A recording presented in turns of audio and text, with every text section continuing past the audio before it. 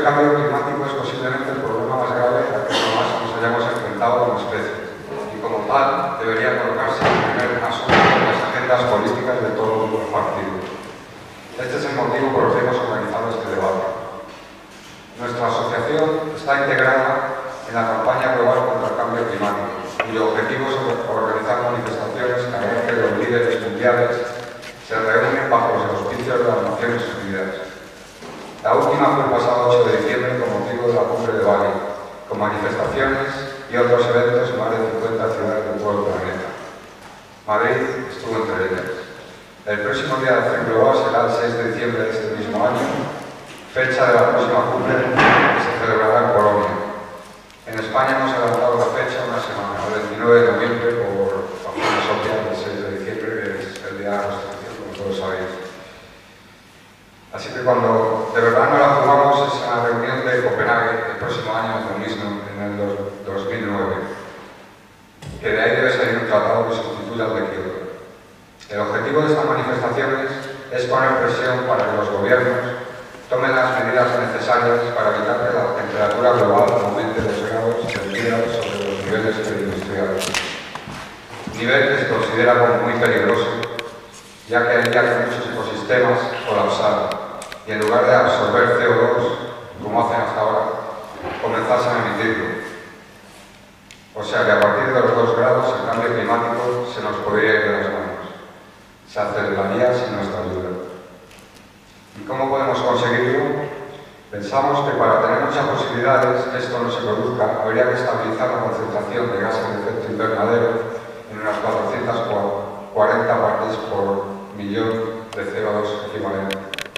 O sea, más o menos en los niveles actuales.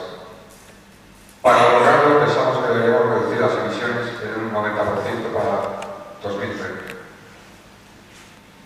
El último informe del IPCC nos dice que las emisiones de gases de efecto invernadero provocadas por las actividades humanas son responsables del aumento de la temperatura media global y que el aumento registrado en los últimos 50 años no puede ser explicado por las emisiones naturales.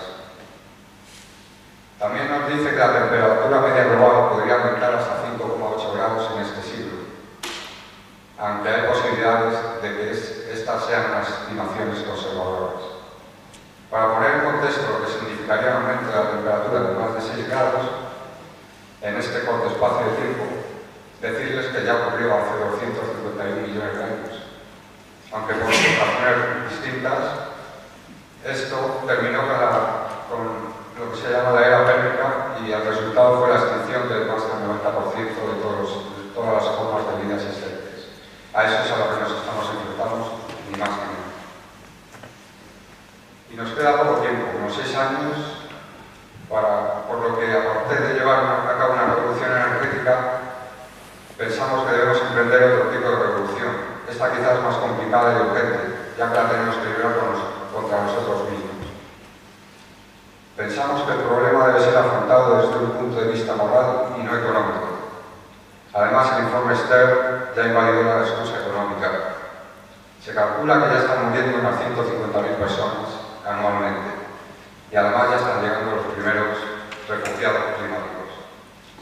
Es por eso que apoyamos un tratado post-Kioto basado en el racionamiento de carbono, donde todas las personas en el planeta tengan la misma cuota de emisiones basadas en la capacidad de la biosfera para absorber los gases con efecto invernadero.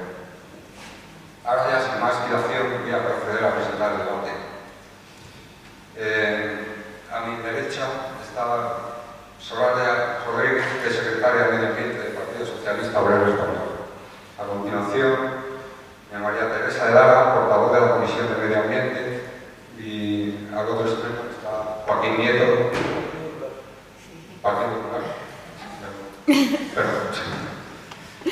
Y Joaquín Nieto, número 2 en la lista por Madrid. De izquierda. Gracias. Había pensado dividir el debate en varios bloques. El primer bloque es que nos hicieran una breve introducción sobre qué piensa cada partido sobre cuáles son las causas del cambio climático. Serían unos 3 minutos, una intervención corta. El segundo bloque es sobre mitigación, qué tenemos que hacer para evitar las peores consecuencias. Esta parte la he dividido en 3 bloques, son energía y electricidad, transporte y agricultura y ganadería. El tercer bloque sería sobre adaptación, cómo nos vamos a preparar para poder cumplir con los cambios que se produzcan. Y luego hay una última parte que está dedicada a qué posición tomará el futuro gobierno en las negociaciones internacionales. Por lo que cedo la voz a Joaquín Nieto. 3 minutos. Buenas tardes y muchas gracias por la invitación y felicitaros por haber organizado este debate sobre cambio climático en época electoral. Se dice que el cambio climático es el desafío más importante, pues bueno, vamos a hacer realidad que tenemos que discutir de este desafío. Y me parece muy interesante que lo habéis hecho aquí en físicas, porque los físicos junto a los meteorólogos son los que más han contribuido a llamar la atención de la comunidad internacional a dotar de razones a las organizaciones ambientales, que fueron las primeras que presionaron, y después pues, permitir que los responsables políticos pues, tengan que adoptar decisiones. La primera fue firmar el convenio marco sobre el cambio climático en 1992, después ya se firmó el protocolo. Pero en cuanto a razones, bueno, me he permitido hacer un gráfico ahí, aunque estoy en físicas y me imagino que la mayoría ya lo conocéis, pero la atmósfera que hace un papel de efecto invernadero, al igual que hace cualquier invernadero en el campo o un invernadero inglés, que consiste en que permite que entre el calor a través de los rayos solares, que entran en forma de onda corta, pero luego los atrapa. Ese calor ese calor se transforma y no pueden salir, no todos salen. Entonces, en la época preindustrial había más o menos unas 280 partes por millón de gases de efecto invernadero en la atmósfera. Y de la época preindustrial aquí, distintas actividades que tienen que ver con los gases. Aquí he puesto la cesta de gases, el dióxido de carbono, los óxidos de nitrógeno, el metano, el hexafluoruro de azufre, los perfluorocarbonados y los hidrofluorocarbonados. Todos estos gases son emitidos por las actividades industriales, por el transporte, por la ganadería, en fin, todo lo que explica el mundo moderno, el mundo contemporáneo, cómo funciona el mundo, cómo tenemos electricidad, cómo funciona el transporte, cómo funciona la industria. Todo esto se llaman emisiones de estos gases. Por lo tanto, el desafío que nos encontramos es inmenso. Ahora ya estamos en unas 380 partes por millón y no podemos pasar de 440, quizá un poquito más, pero partes por millón. Pasando de 440 partes por millón de concentración en la atmósfera, las posibilidades de que la temperatura media del planeta suba más de 2 grados centígrados son muy grandes.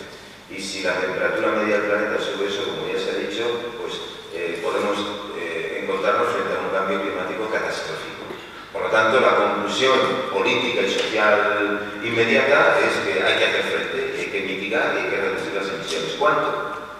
La comunidad internacional, científica internacional, el IPCC ya ha dicho, del 25 al 40% para 2020, del 80% para 2050.